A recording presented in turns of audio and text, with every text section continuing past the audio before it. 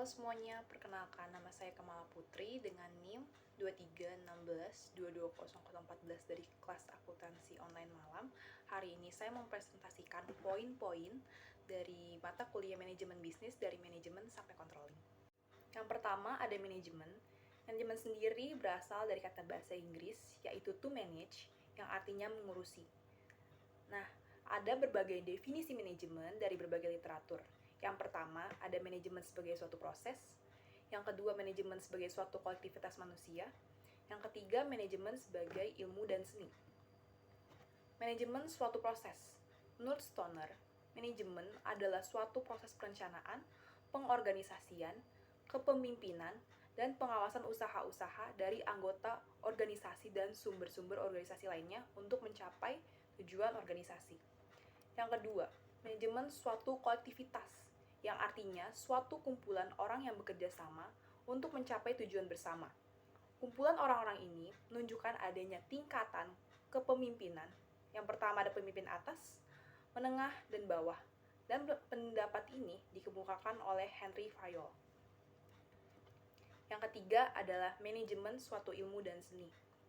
Manajemen adalah suatu ilmu, adalah akumulasi pengetahuan yang disistematiskan atau kesatuan pengetahuan yang terorganisasi. Berikut beberapa karakteristiknya. Yang pertama, tersusun secara sistematis. Yang kedua, dapat dipelajari dan diajarkan. Yang ketiga, menggunakan metode ilmiah. Yang keempat, dapat dijadikan suatu teori.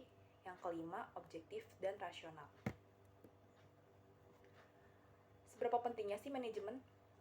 Manajemen diadakan karena pekerjaan sulit untuk dilakukan sendiri, sehingga diperlukan pembagian tugas dan tanggung jawab dalam penyelesaiannya. Yang kedua, perusahaan dapat berjalan dengan baik jika manajemen pun diterapkan dengan baik. Yang ketiga, manajemen yang baik akan meningkatkan daya guna, hasil guna, semua potensi yang dimiliki.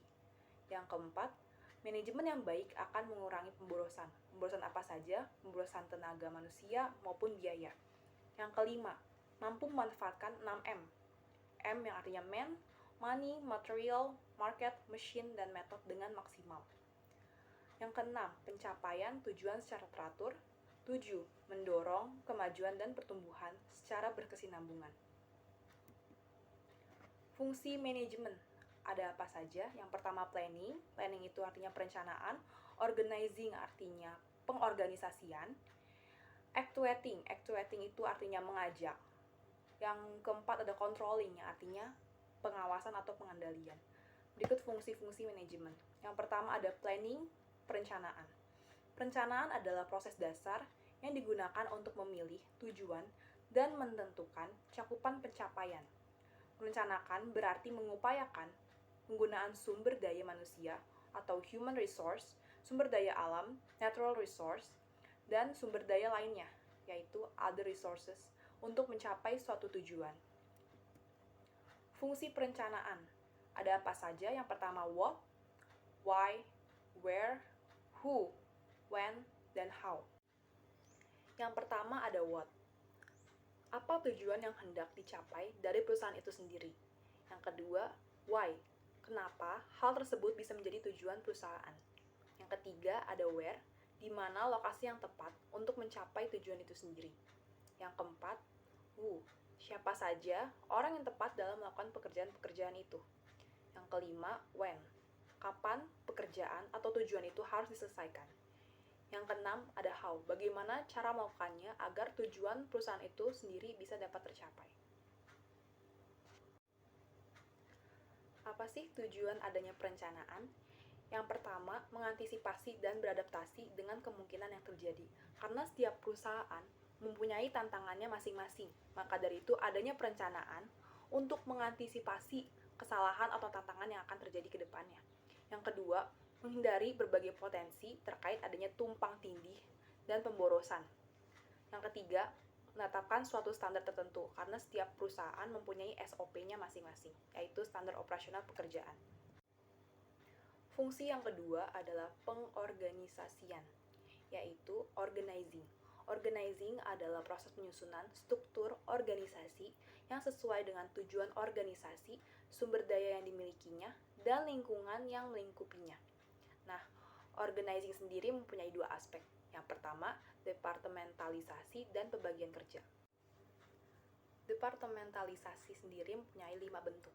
Yang pertama, fungsional, yang artinya mengelompokkan pekerjaan berdasarkan fungsi yang dilakukan. Yang kedua, ada produk, mengelompokkan pekerjaan berdasarkan lini produk. Yang ketiga, ada geografi, mengelompokkan berdasarkan wilayah atau geografi. Yang keempat, yaitu proses, mengelompokkan pekerjaan berdasarkan arus produk atau pelanggan. Yang kelima, ada pelanggan, mengelompokkan pekerjaan menurut jenis pelanggan dan kebutuhan.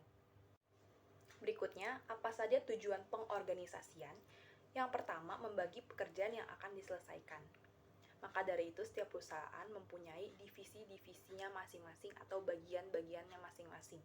Yang kedua, menetapkan tugas terkait dengan individu.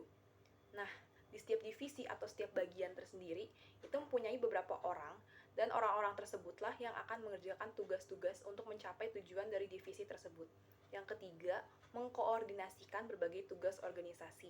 Nah, bagian-bagian ini atau bagian-bagian di dalam perusahaan mempunyai bagiannya masing-masing atau tugasnya masing-masing.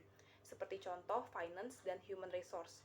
Nah, kalau finance itu untuk mengurus keuangan dan human resource yaitu untuk mengurus karyawan-karyawan ataupun mencari karyawan-karyawan baru yang akan bekerja dalam perusahaan.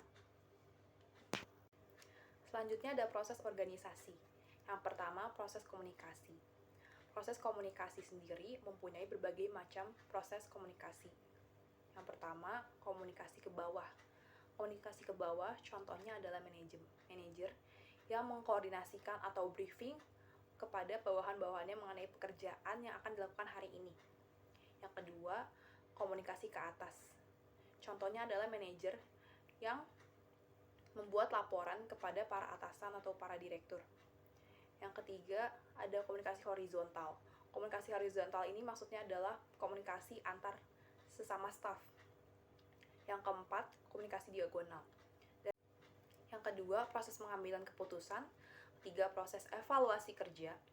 Yang keempat, mengurangi pilih kasih dalam mengambil keputusan manajerial yang penting. Yang kelima, proses imbalan atau bonus ataupun hadiah. Yang keenam, proses sosialisasi dan proses karir. Fungsi yang selanjutnya yaitu actuating, yaitu usaha menggerakkan para anggota kelompok untuk mencapai sasaran perusahaan dan sasaran para anggota kelompok perusahaan itu sendiri. Nah, actuating sendiri mempunyai berbagai macam teknik. Yang pertama ada commanding, yang artinya memberikan komando. Yang kedua ada directing, memberikan pengarahan. Yang ketiga ada communicating, yang artinya berkomunikasi.